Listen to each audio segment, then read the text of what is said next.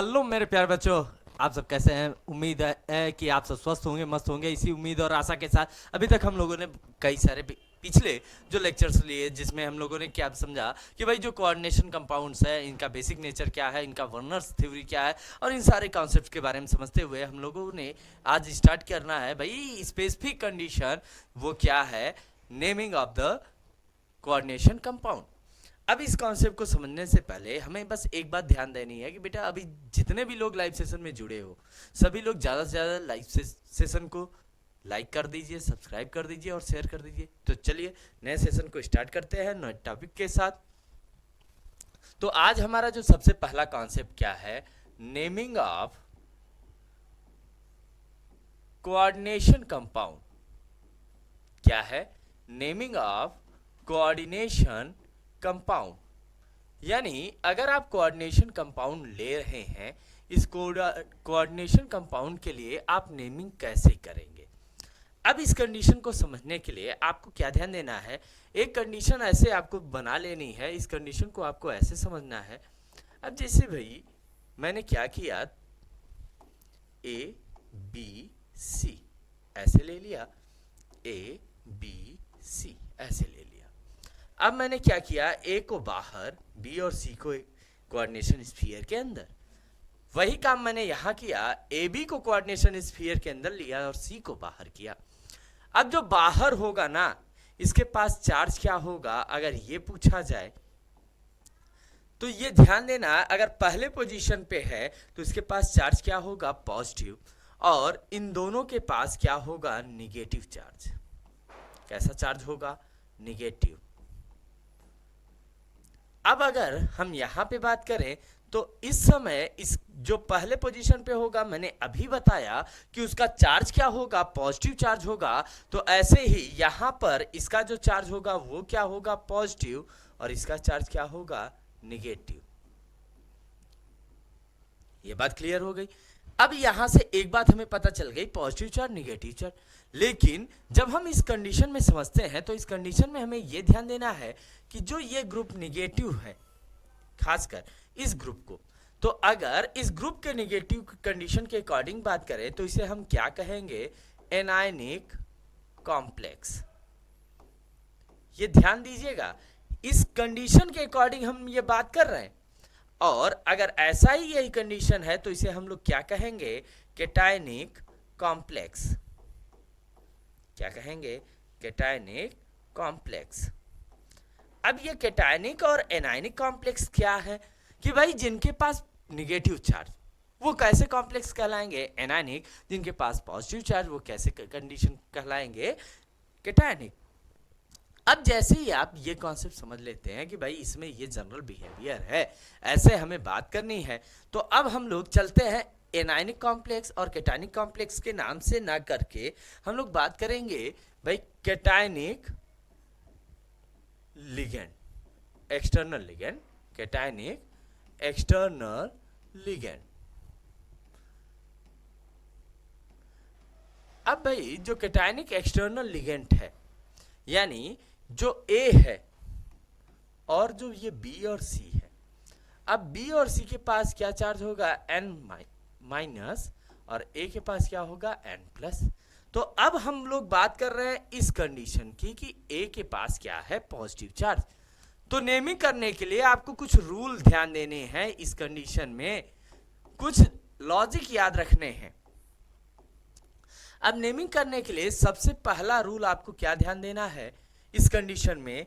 Naming of external ligand. पहला rule क्या आपको क्या ध्यान देना है? Naming of external ligand. जो एक्सटर्नल लिगेंड है इसकी आपको क्या करनी होगी? नेमिंग करनी होगी। और नेमिंग करने के लिए आपको क्या करना होगा? इसके बेसिक कॉन्सेप्ट को ध्यान देना होगा।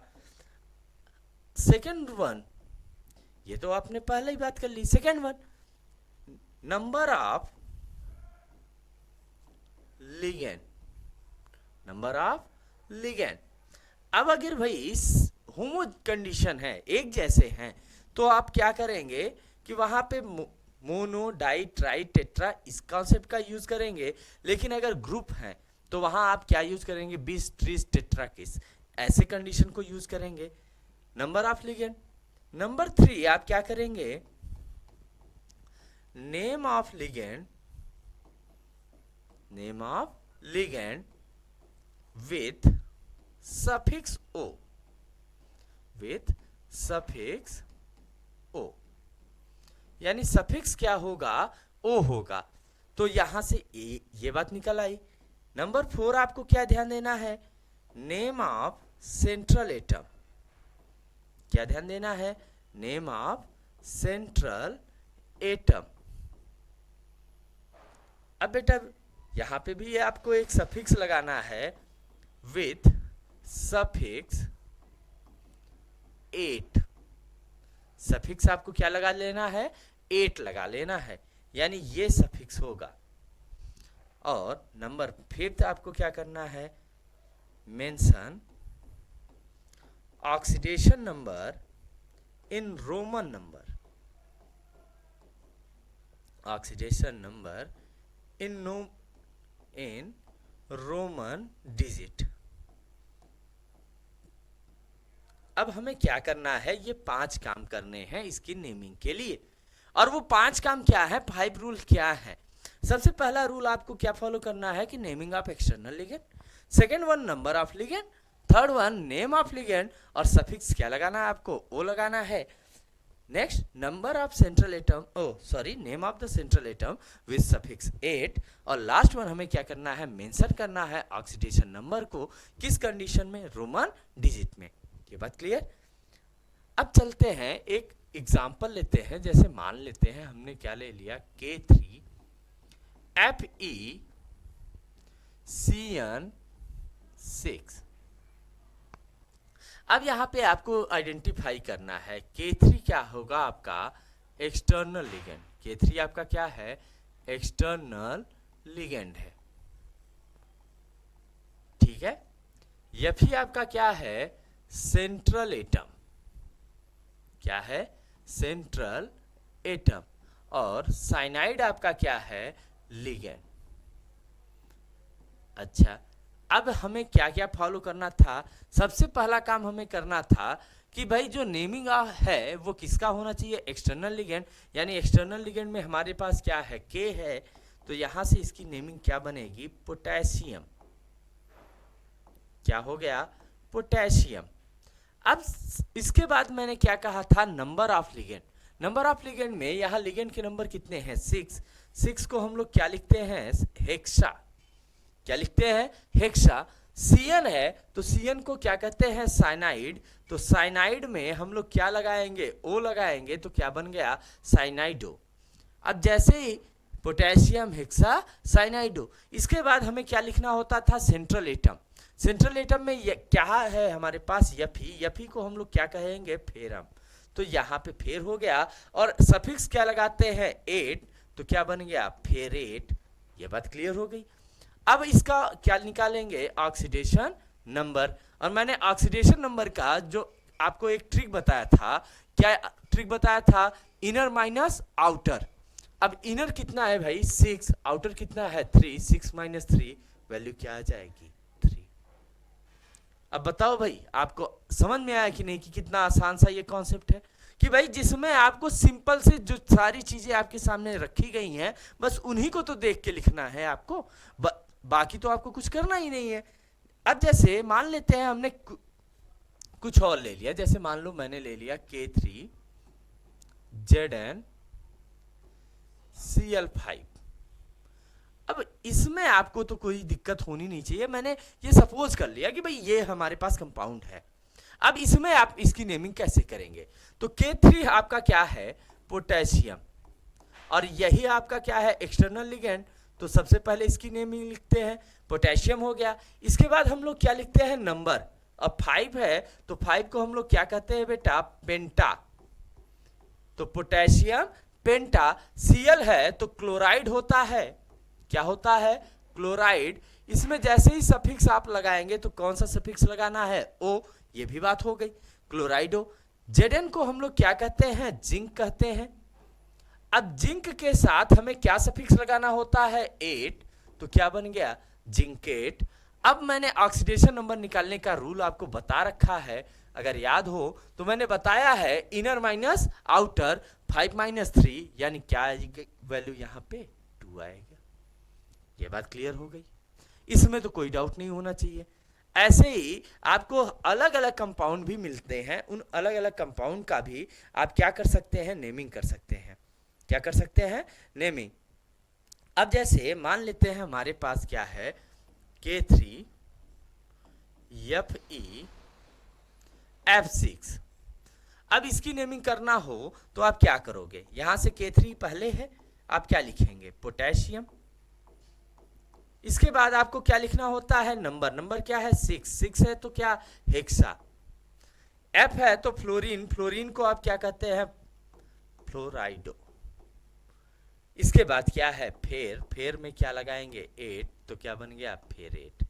और चार्ज क्या आएगा, इनर माइनस आउटर 6 माइनस 3, यानी वैल्यू क्या आ जाएगी, 3 आ जाएगी। यानी आपको कोई भी नेमिंग करनी हो, कोई भी कंडीशन करना हो, बस आपको ये ध्यान देना है कि क्या कंडीशन होता है। ये बात क्लियर हो गई। अभी तक मैंने आपसे किसके बारे में बात कर लिया कि ऐसे कॉम्प्लेक्स जिसमें एक्सटर्नल लिगेंड क्या है, कैटायनिक नेचर में है। अब बात करते हैं कि ऐसे कॉम्प्लेक्सेस के बारे में बात करना है कि एक्सटर्नल लिगेंड किस नेचर में है। एक्सटर्नल लिगेंड इज एनायनिक, या लिगेंड एनायनिक, ऐसे आप समझिए। अब इस सिचुएशन में आपको क्या ध्यान देना है, इसमें आपको बहुत ज्यादा कॉम्प्लेक्स नहीं कंडीशन करना है, आपको सिंपल सा लॉजिक लगाना है। अगर ऐसी सिचुएशन हो तो जो फ्री मॉलिक्यूल होगा, क्या होगा, फ्री मॉलिक्यूल वो कॉम्प्लेक्स के बाहर होगा। यानी अगर आप ऐसे लिख रहे हो ABC, तो अब कॉम्प्लेक्स के बाहर ये होगा, और कहां होगा, बैक साइड, फ्रंट साइड नहीं। फ्रंट साइड पे हुआ तो कैटायनिक, जहां एनायनिक कंडीशन आ रहा है वहां कैटायनिक आ जाएगा। तो ये कंडीशन आपको ध्यान देनी है। अब इस समय में इसके पास जो चार्ज होगा वो क्या होगा, पॉजिटिव चार्ज, और इस C के पास कौन सा चार्ज होगा, नेगेटिव चार्ज। अब जैसे ही ये कंडीशन आ गया, अब आपको कुछ रूल याद रखने हैं, कुछ रूल एंड रेगुलेशन है जिसके हेल्प से आपको क्या करना है, इसकी नेमिंग निकालनी है। तो जो इसके लिए पहला रूल है वो तो आपको बस सिंपल से समझते चलना है। पहला रूल क्या है, number of ligand, number of ligand. Second one, name of ligand, name of ligand. Number third, name of central atom, name of central atom. अब यहां पे बेटा आपको सफिक्स नहीं लगाना है। Number 4, oxidation number, oxidation number. And number 5 आपका क्या हो जाएगा, एक्सटर्नल लिगेंड। अब ये इतने 5 कॉन्सेप्ट आपको फॉलो करने हैं, किसके लिए भाई, name of anionic external ligand के लिए। अब जैसे ही आप ये कॉन्सेप्ट आपको मिल जाए, आपको बस सिंपल से एक एक लॉजिक को समझना है और एक एक कॉन्सेप्ट को आपको समझते हुए सॉल्व करना है कि भाई नेमिंग कैसे आप कर रहे हो। ये बात क्लियर हो गई। अब जैसे मान लेते हैं हमने क्या ले लिया बेटा, Cr NH3 5, और बाहर क्या ले लिया बेटा मैंने, Cl2। अब चलिए इसकी नेमिंग करते हैं। नेमिंग करने के लिए सबसे पहले अब यहाँ पे आपको क्या देना है, name, number of ligand. Ligand कितने हैं भाई, 5, तो क्या होगा, पेंटा। इसके बाद क्या है, NH3 है, NH3 को क्या कहते हैं, एमीन, तो यहाँ से क्या होगा, एमीन। और क्या करेंगे, सफिक्स O लगा देंगे तो क्या बन जाएगा, अमीनो। या अब इसके बाद फिर हमारे पास क्या है, Cr है। Cr हमारा सेंट्रल एटम है, तो इसे हम क्या लिखेंगे, क्रोमियम। और इसके बाद हम लोग क्या लिखेंगे, इसका ऑक्सीडेशन नंबर, और लास्ट में हम लोग क्या लिख लेंगे, जो एक्सटर्नल लिगेंड है इसका नाम, तो यहाँ पे क्या है, क्लोराइड। अब यहाँ पे आपको क्या ध्यान देना है कि अगर आप ये कॉन्सेप्ट लगा रहे हो इनर माइनस आउटर, लेकिन यहाँ पे चार्ज भी तो देखना है। NH का चार्ज क्या होता है, 0, NH3 का चार्ज 0 है। अब 0 है तो 0 का 5 में मल्टीप्लाई करोगे तो 0 आएगा, 0 में से 2 सब्सट्रैक्ट करोगे तो 2 ही आएगा। तो यहाँ पर इसका ऑक्सीडेशन नंबर क्या आएगा? 2। तो यहाँ से इसका नाम क्या निकल के आया? पेंटा अमीनो क्रोमियम 2 क्लोराइड। ये बात क्लियर हो गई। अब ऐसे ही कोई भी हो जाए कंडीशन, अगर मान लेते हैं हमने ले लिया Cr NH3 6 और एक्सटर्नल में हमने क्या ले लिया? SO4। अब जैसे ही आप ये कंडीशन लेंगे, आपको बस सिंपल से एक एक कॉन्सेप्ट को यहाँ पे फॉलो करना है। अब यहाँ ध्यान देना है आपको, जैसे आप लेंगे तो यहाँ पे क्या आएगा? हेक्सा अमीनो क्रोमियम और इसके बाद क्या आएगा? सल्फेट। लेकिन अब यहाँ पे इसका जो चार्ज देखेंगे तो यहाँ 0, SO4 के पास चार्ज क्या होता है? 2 माइनस, तो यहाँ से चार्ज क्या निकल के आएगा? 2। तो ऑक्सीडेशन नंबर क्या हो गया? 2 हो गया। ये बात समझ में आ गई। अब यहाँ पे बस आपको एक बात ध्यान देनी है। क्या ध्यान देना है? कि अगर जो कॉम्प्लेक्स है, कोऑर्डिनेशन स्फीयर है, अगर इसके पास माइनस चार्ज है, प्लस चार्ज है, ये डिपेंडेंट है कि भाई कौन सा कंडीशन है। अगर ऐसी सिचुएशन है तो इसमें आपको करना क्या है और नेमिंग कैसे करेंगे, ये थोड़ा सा आपको ध्यान देना है। कि नेमिंग करने के लिए आपको ये दो कंडीशन भी समझने हैं कि भाई जो एक्सटर्नल लिगेंड है,